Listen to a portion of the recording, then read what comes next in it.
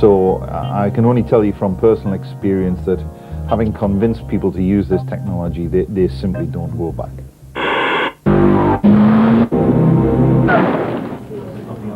In the digital age, however far we travel, we need never be out of touch, but not without cables and wires.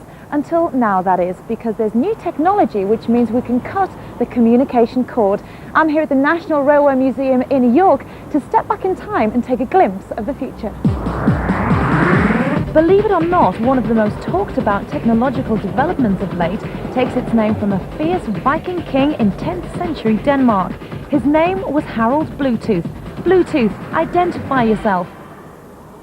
Well, Bluetooth is a new kind of wireless radio technology that allows electronic devices to communicate with each other without the need to connect them with physical wires, so it makes it a lot more convenient for people to use. How does that work then? Each device would have a Bluetooth chip inserted within it, so it could be a computer or a mobile telephone or a PDA or indeed a headset, and each Bluetooth device will then detect the presence of another device within range of it and then establish a link so that the two devices can actually send a digital stream of bits between them, and then all sorts of applications can run over that link. Sounds intriguing. Well, why don't I show you? Okay. That's an ordinary WAP phone, Judy. WAP phone? Yeah. My phone's a WAP phone, and I have to be honest, I don't really know what that means. Okay, well, WAP means Wireless Applications Protocol, which is a bit of a means? mouthful, which means what you can do from this phone is access services from the internet and have information displayed on the screen. Right. But as many people who've got WAP phones realise, WAP services can be quite slow, so they're not particularly user-friendly. But what we're able to do now with Bluetooth is to add a Bluetooth chip onto the back of the phone, which will speed up the access to information. So the Bluetooth chip is actually on the back of the phone, it's not part of the phone itself? No, this is just an add-on, so it's just like a plug-on battery pack, for example. So what we've got in this carriage here, we've set up a Bluetooth server and some access points. So when I clip this phone together and power it up,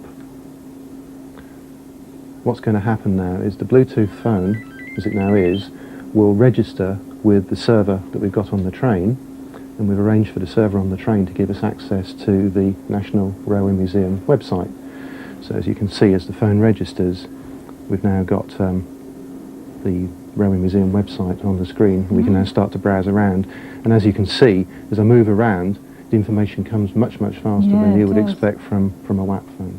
If I power up the laptop, same idea, same Bluetooth chip plugged in the side of a laptop. This goes in one of the standard interface sockets that every computer has. So instead of plugging in a modem here, perhaps you now plug in the Bluetooth chip. It's registered with the server in the train here exactly the same way. And again, if I just pick up one of the websites, one of the things we're now starting to build is actually services that will be delivered from carriages as the trains are in motion. So, for example, we might deliver the daily newspaper, information about the train service itself, information about ticketing.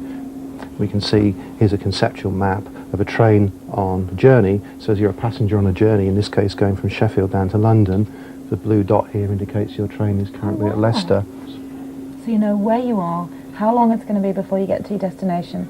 That's right. It's amazing, isn't it? That's right.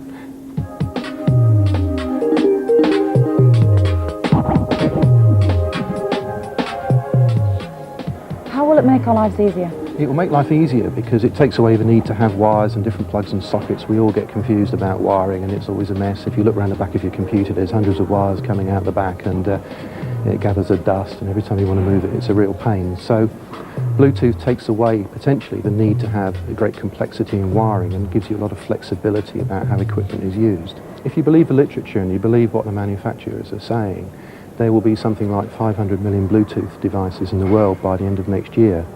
Now that's an incredible number, and to do that there's a very low target price for Bluetooth chips.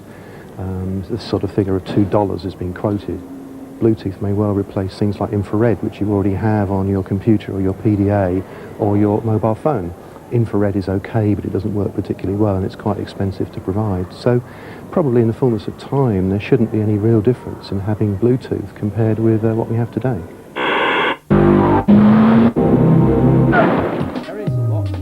Join me in a couple of minutes when I'll be finding out about some healthy changes down at the surgery and how technology is helping to ease one family's suffering.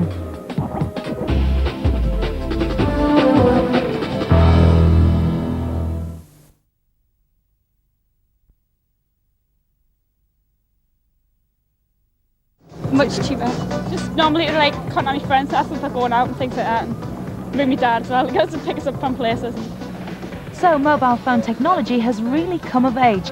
In fact, it's set to move on to the third generation, an age where they say we football fans might be able to watch an instant replay of a goal on our mobiles or catch up with the latest news. They're promising full colour displays and faster internet access than we get from most desktop PCs. It all sounds very tasty, but how far off is it? I'm in York to search for a man with the answers. Welcome to the location-based services Finder service. Tell me the name of the person you want to find. Phil Flavin. I have located Phil Flavin. He is at York Minster. Would you like directions to the person you want to find? Yes, please. You are in Coney Street.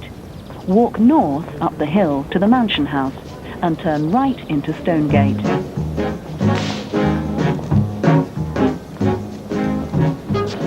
At the end of Stonegate, turn left into Low Petergate.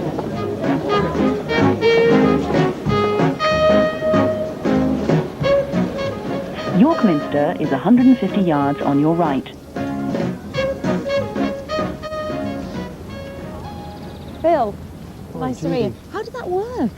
Well, Judy, this phone that I gave you earlier looks like a normal mobile phone, but it's got one addition, which is shown by this aerial here. It can actually navigate off satellites, okay?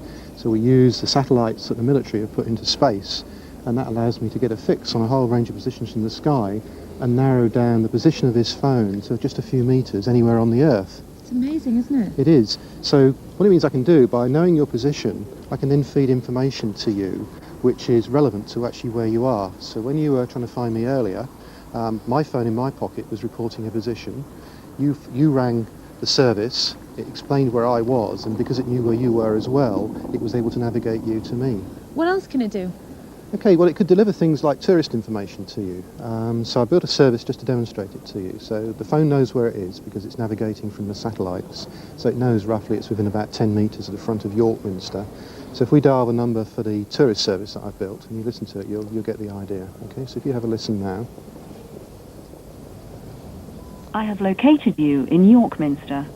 Would you like to hear further information on York Minster? No, I'm at York Minster. It's Amazing. York Minster, built on the site of Roman government headquarters, is the largest medieval building in England and the biggest Gothic cathedral north of the Alps. Among the beautiful features of the Minster are the Rose Window and the Great West Window, known as Heart of Yorkshire, due to the heart-like shapes which decorate the window and can be traced back to 1338. Get the idea, it's really good that. Okay, but because we can also use the cellular network, we don't actually have to have satellite navigation built in. We can provide other services to, not quite as localised, but it should be good enough to find us a cup of coffee. We should try and find one. Okay, so if I dial 1500, and we'll see what we can find.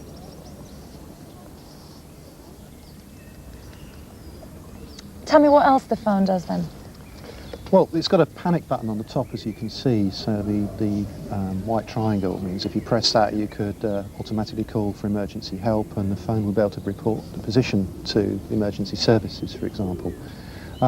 You could also do things like delivering special offers, so you might be walking down the high street, and because the phone's been detected within a certain distance of a store, you could be offered a discount on a purchase if you went in immediately to claim it.